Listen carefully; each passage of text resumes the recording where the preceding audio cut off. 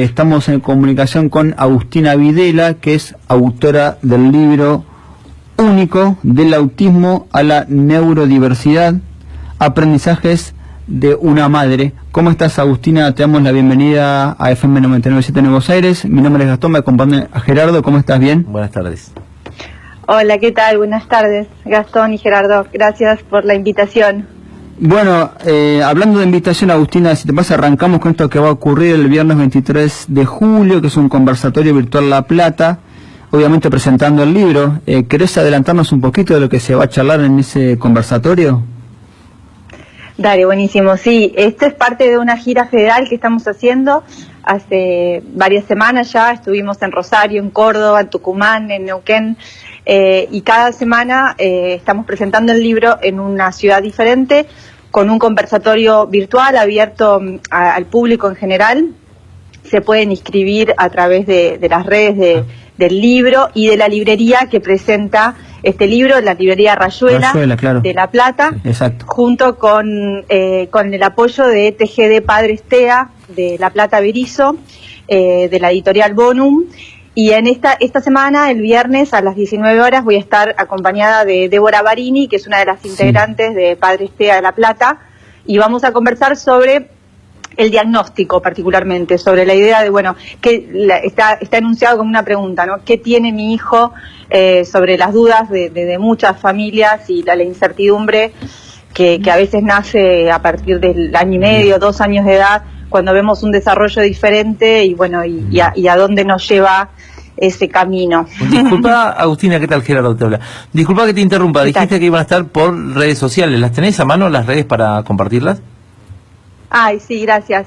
Mira, las redes del libro son en Facebook y en Instagram, es Único, aprendizajes de una madre.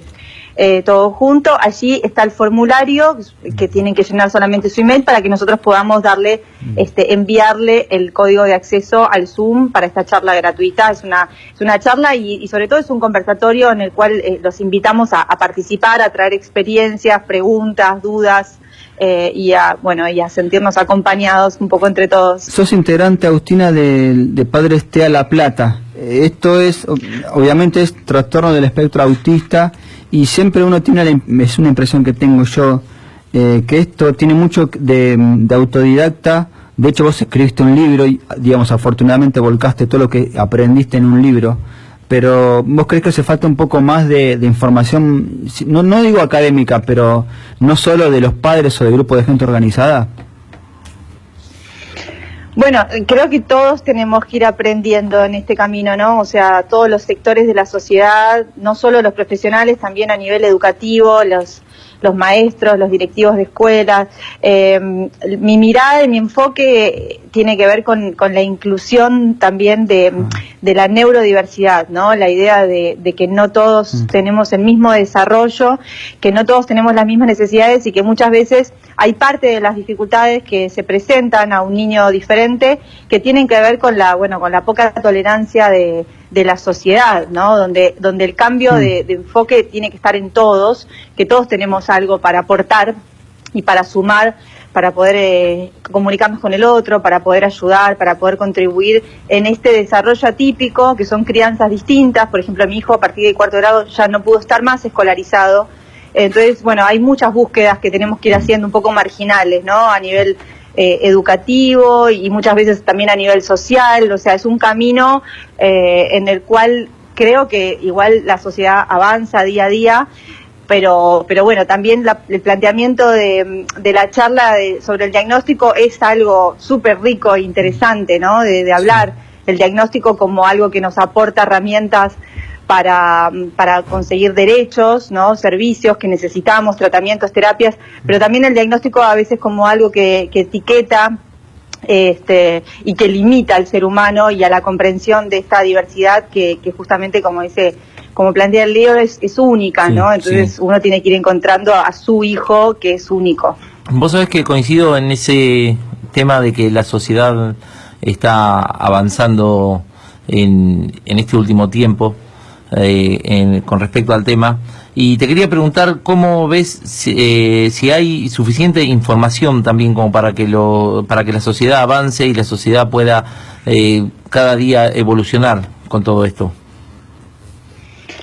Yo creo que muchas veces el problema es llegar a ella, es filtrarla, ¿no? Bueno, un poco mi compromiso con este libro y con lo que estoy haciendo con los conversatorios y con una página de Facebook que también tiene el nombre del libro, Único Aprendizajes de una Madre, es compartir, es abrir lo que, por ejemplo, para mí fue determinante, o textos que fueron como una bisagra en mi manera de concebir la realidad, de percibir el desarrollo de mi hijo. Entonces, bueno, todo esto que yo creo que me fue útil, trato de que llegue a otros, porque a veces está, pero bueno, eso no significa que esté tan a mano, ¿no? Sí.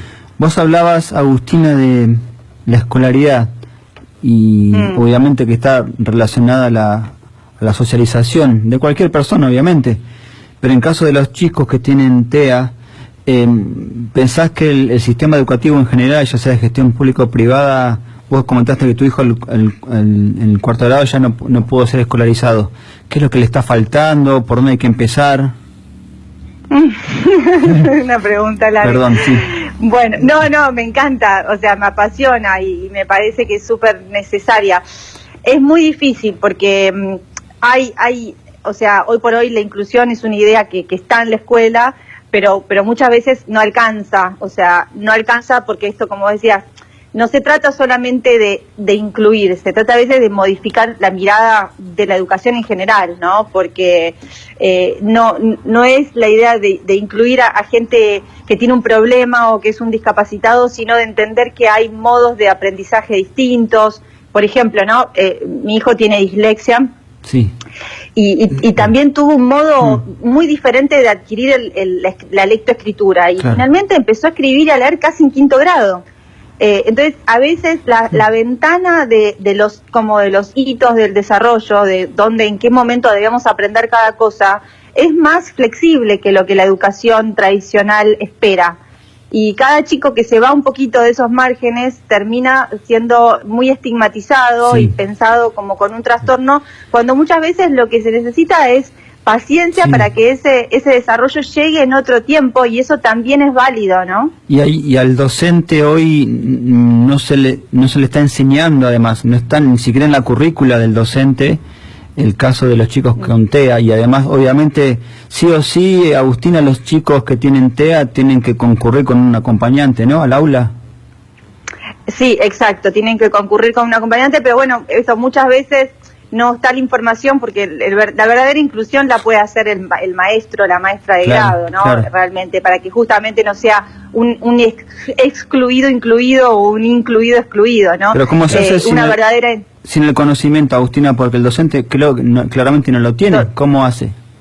Totalmente, no, definitivamente se necesita capacitación. Sí. Un poco, yo en el libro tengo un capítulo que se llama La Escuela, y es exactamente esto que estás diciendo, o sea, un poco después de haber invertido muchísima energía, porque toda mi apuesta fue a decir, para mí, esto que dijiste, ¿no? El espacio de socialización es la escuela, hoy por hoy, ese es el lugar, entonces voy a poner toda mi energía en que él pueda. Y me metí a trabajar muy adentro de esta escuela pública e intentar todo lo que podía yo traer para que esto suceda.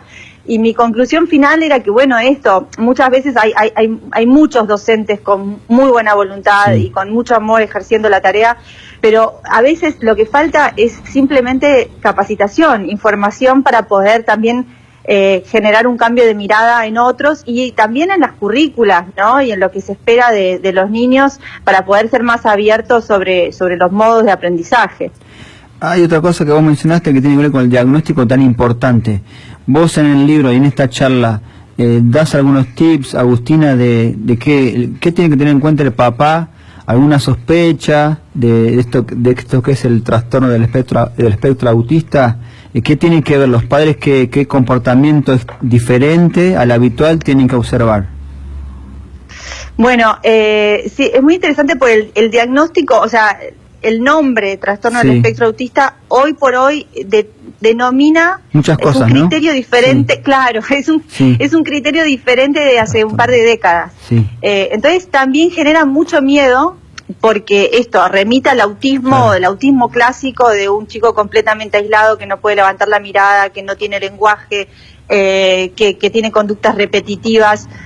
Y la realidad es que la denominación diagnóstica, hay un libro, un manual que produce la Asociación de Psiquiatría Norteamericana, Sí. y por el cual se rigen muchos países, y los psiquiatras acá en Argentina y los neurólogos diagnostican en función de este libro, que va evolucionando. Sí.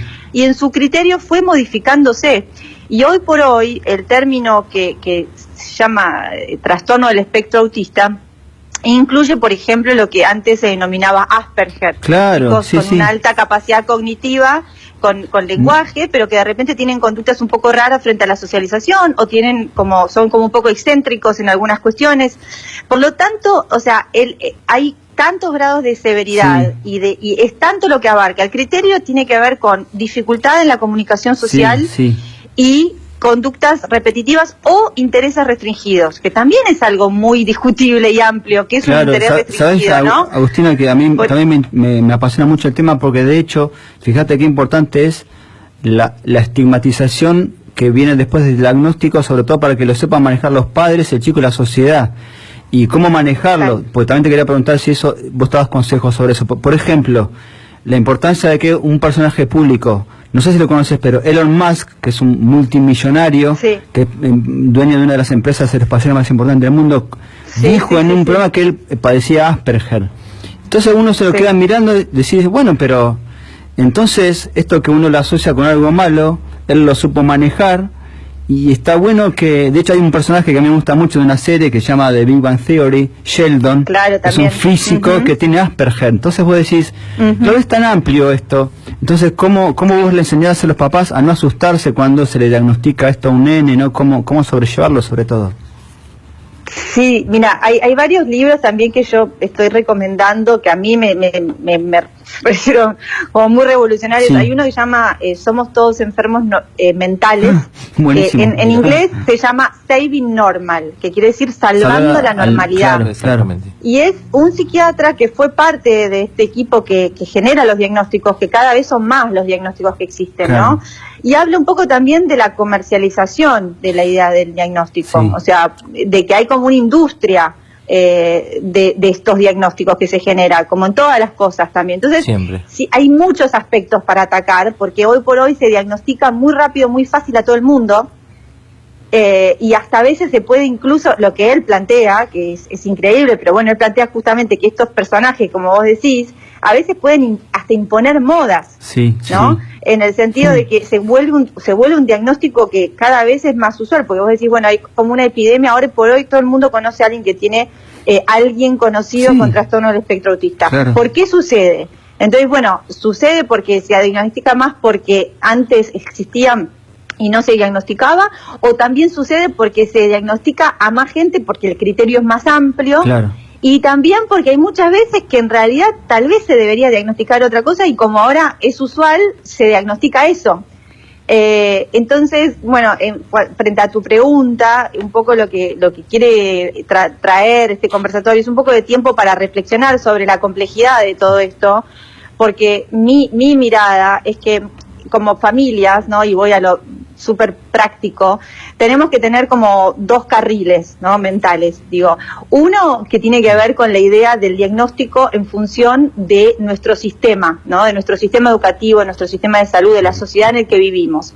Y eso lo necesitamos. O sea, en función de eso hay muchas asociaciones hoy por hoy que cada vez, digamos, que luchan por el diagnóstico temprano, cada vez más temprano. Sí. Y a veces ahora están diagnosticando a chicos de 2 años con estos trastornos. Qué bárbaro.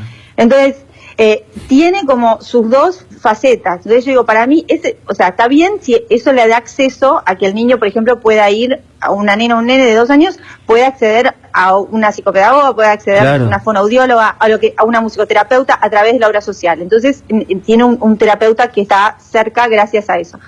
Pero por otro lado, el otro carril es esta idea de, entre comillas, como no creernos ese diagnóstico.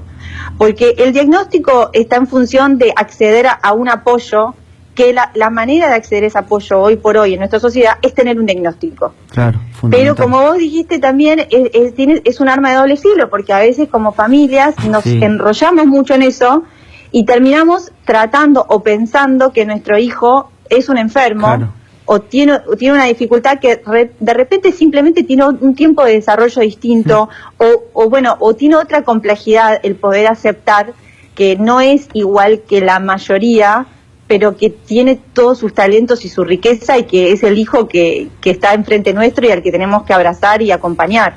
Seguro se da como un camino alternativo por recorrer también, pero no significa que esto sea para paralizarse, sino para saber por dónde hay que encarar. Exacto.